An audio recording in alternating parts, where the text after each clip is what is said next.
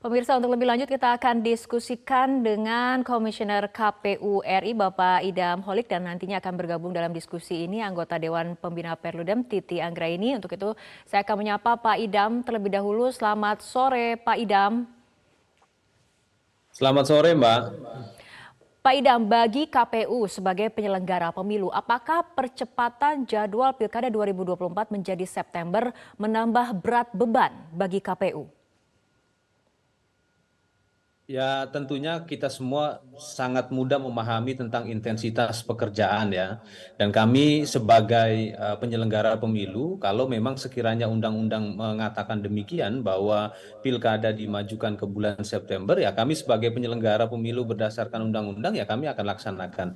Dan berkaitan dengan intensitas pekerjaan, sudah pasti intensitas pekerjaan akan menjadi lebih intens lagi karena ada kesimultanan tahapan antara tahapan pemilu serentak 2024 dengan pemilihan serentak nasional 2024.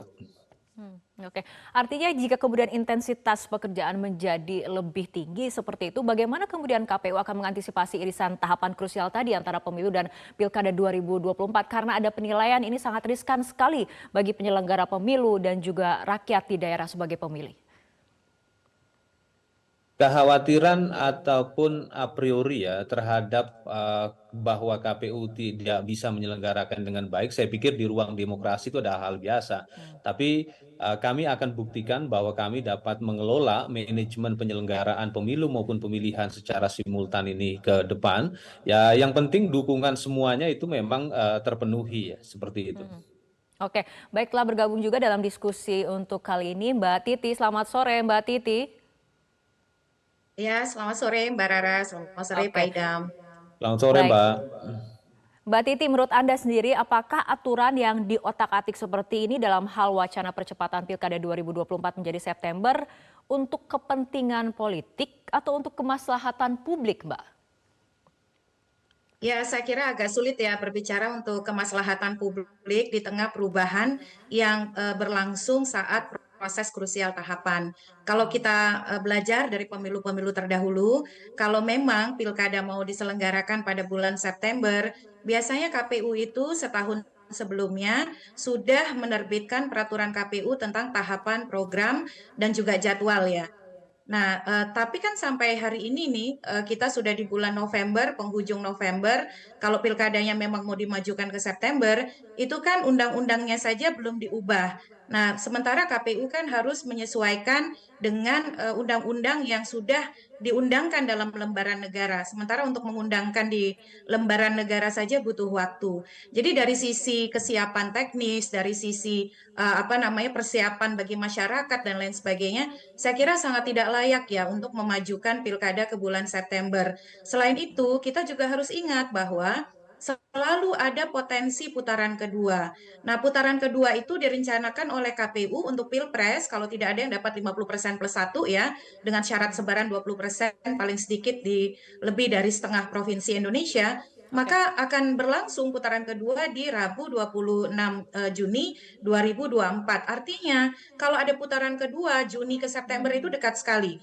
Akan ada tumpukan kerja di tahapan-tahapan krusial. Jadi seprofesional apapun KPU, secara objektif, itu beban yang sangat tidak mudah. Dan kita mempertaruhkan profesionalitas bukan hanya penyelenggara pemilu, tetapi juga adaptasi pemilih dan peserta pemilu. Nah, sebenarnya apa sih yang mau kita kejar begitu ya? Oke. Mengapa sih beda antara September dan Oktober? Itu kan jedanya hanya 2 bulan. Kenapa kemudian harus dipaksakan maju ke bulan September?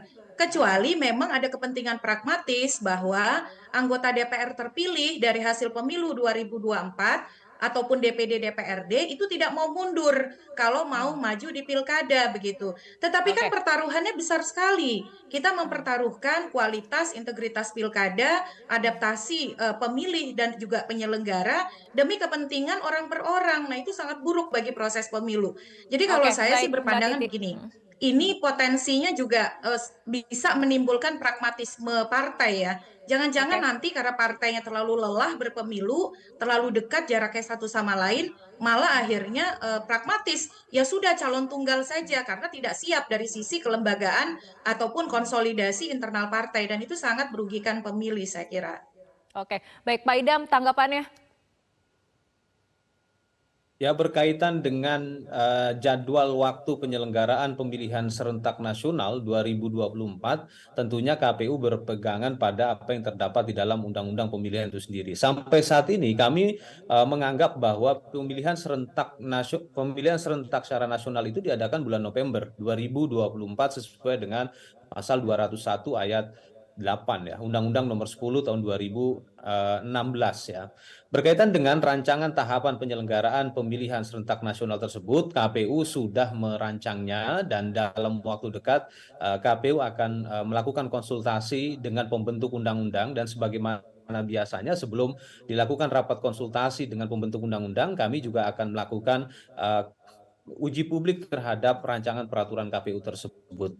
Jadi berkaitan dengan kapan sebenarnya KPU akan melaksanakan pemilihan serentak 2024 nanti, kami berpatokan pada prinsip berkepastian hukum. Saat ini pasal 201 ayat 8 Undang-Undang Nomor 10 tahun 2016 masih belum diubah. Berkaitan dengan isu-isu pengubahan tersebut, ya itu bukan domain kami, itu domainnya pembentuk undang-undang. Baik, Pak Idam, apabila tadi ada dikatakan pertaruhannya sangat besar sekali, ini mengenai kualitas dari pemilu, kualitas dari partisipasi pemilih, bagaimana tanggapannya?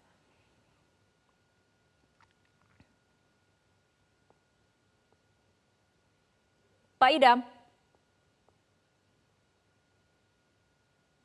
Ya, Pak Idam, saya ulangi kembali pertanyaannya. Jika kemudian ada yang Ya, mengatakan ini berkaitan dengan pertaruhan, skeptisisme politik publik.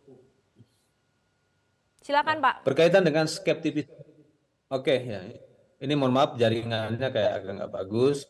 Berkaitan dengan skeptisisme politik publik dalam menghadapi peristiwa demokrasi, saya pikir hal yang biasa. Tinggal bagaimana kami sebagai penyelenggara pemilu itu bisa bekerja sesuai dengan prinsip-prinsip manajerial dan prinsip hukum yang berlaku. Yang kita ketahui penyelenggaraan pemilu maupun penyelenggaraan pemilihan serentak itu semua melibatkan stakeholder, termasuk dengan pemerintah maupun pemerintah daerah. Dan hari ini proses NPHD yang dilakukan oleh KPU di berbagai daerah di Indonesia ini alhamdulillah terkategori berjalan lancar.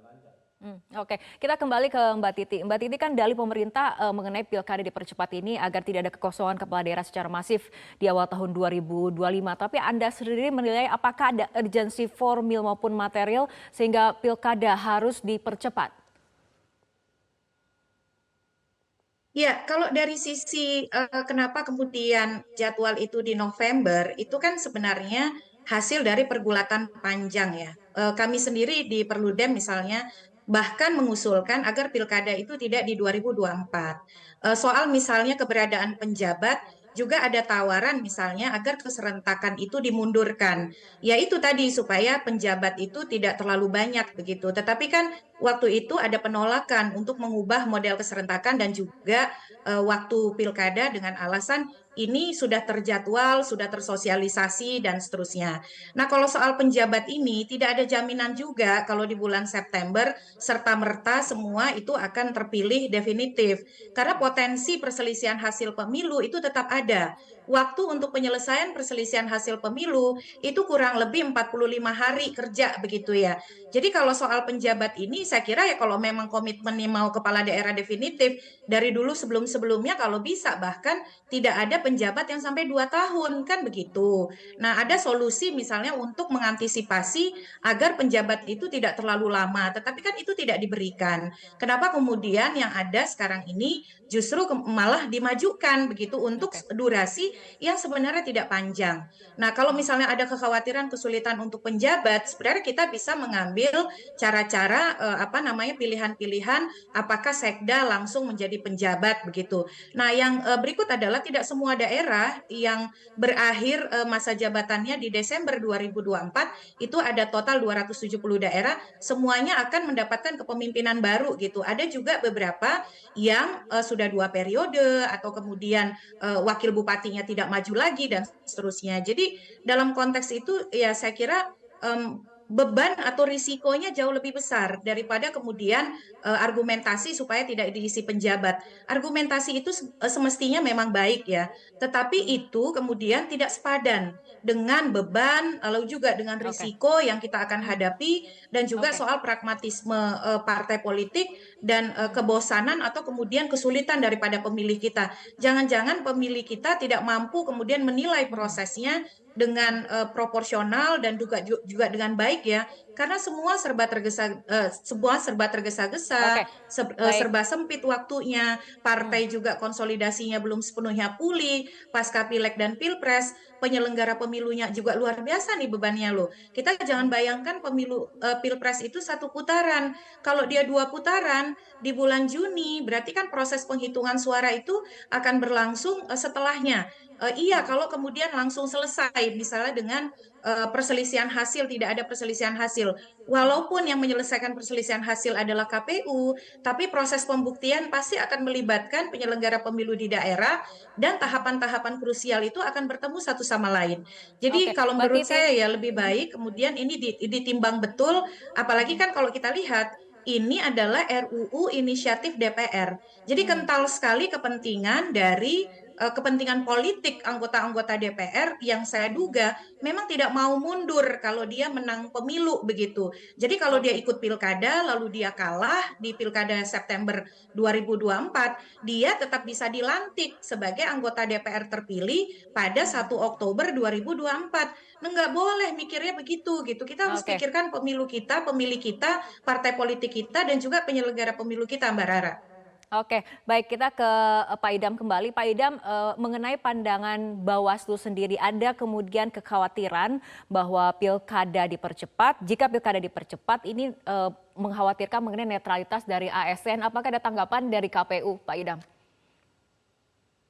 Ya, tentunya kami tidak memiliki kapasitas untuk merespon isu yang komentar yang dikemukakan oleh bawah tersebut, dan saya yakin publik juga memahami bicara tentang isu ketidaknetralan ASN di dalam setiap pemilu maupun pemilihan itu bukan isu baru, itu isu lama ya. Tinggal Oke, sekarang bagaimana ya semua pihak ini dapat memahami aturan yang berlaku. Sekarang pertanyaannya, apakah dalam sebuah tindakan seseorang itu tidak terjebak pada tindakan konspiratif? Belum tentu.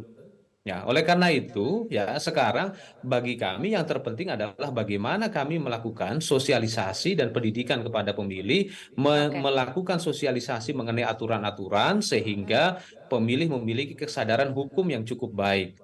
Oke, baik. Kuncinya Kita itu kembali. aja.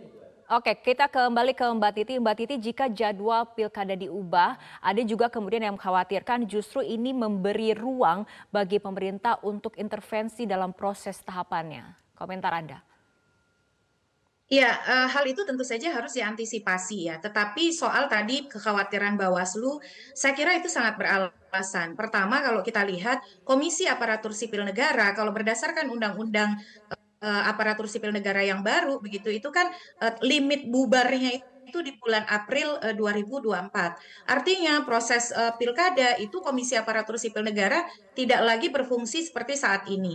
Sementara KSN itu memainkan peran yang sangat krusial di dalam pengawasan netralitas aparatur sipil negara. Yang kedua adalah optimalisasi di dalam kerja-kerja pengawasan ketika dia berkelindan dengan proses pemilu yang lain gitu. Dan kita tahu di dalam proses pilkada ada peningkatan ketidaknetralan aparatur sipil negara. Contohnya saja pada pemilu 2019 itu terdapat 2.000 lebih pengaduan soal netralitas aparatur sipil negara. Jadi beban bobot kerja yang sangat besar tersebut pasti akan berdampak pula pada optimalisasi kerja untuk pengawasan dan juga kemampuan kita memitigasi risiko terkait dengan netralitas aparatur sipil negara. Jadi berikanlah ruang yang lebih leluasa menurut saya bagi kita untuk memenuhi prinsip-prinsip pemilu yang kredibel. Jangan segala sesuatunya dipaksakan, apalagi Oke, keputusan itu injury time di tengah proses yang sudah berlangsung dan tersosialisasi sejak lama gitu. oke. Jadi menurut saya ini mudaratnya lebih banyak daripada manfaatnya, Mbak Rara. Oke, baik, terima kasih Mbak Titi dan juga Pak Idam. Kita lihat akan seperti apa dinamika berikutnya. Terima kasih Mbak Titi dan juga Pak Idam telah berbincang bersama kami sore hari ini dalam Prime Time News. Jelajahi cara baru mendapatkan informasi. Download Metro TV Extend sekarang.